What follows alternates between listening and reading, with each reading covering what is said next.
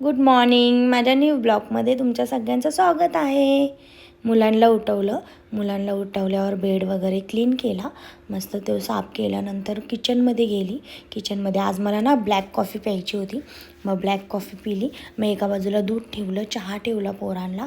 चहा ठेवल्यानंतर ना मला आज बेसनपोळी खायची होती मस्त.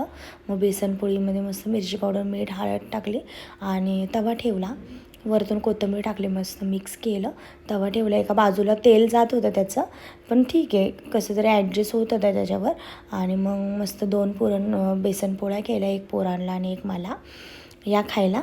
आणि मग पोरांच्या टिफिनला होता नूडल्स केले मस्त पोरांना. डब्याला त्यांना आज पाहिजे होते, मग केसं वगैरे त्यांना तयार केलं. केसं बांधली पोरांची मस्त. पोरालाही तयार केल्यानंतर मस्त शाळेत जायचं होतं, मग शाळेत घेऊन गेली. शाळेतून आल्यावर ना गाडीला चार्जिंगच नव्हती, मग गाडीच्या बॅटरी आणल्यावर चार्जिंग लावलं. किचनमध्ये आली, बघते तर दहीच नव्हतं. मग म्हटलं चला थोडं दही लावावं. मग म्हटलं दिवसभर दही होऊन जाईल उद्यासाठी. आणि मग आज माझं जेवणाला थोडे पोहे, बेसनपोळी होती सकाळची थोडी उरलेली, आणि सूप होतं. आज मस्त जेवण झालं दुपारी. या जेवायला भेटू आपण नेक्स्ट ब्लॉगमध्ये. बाय.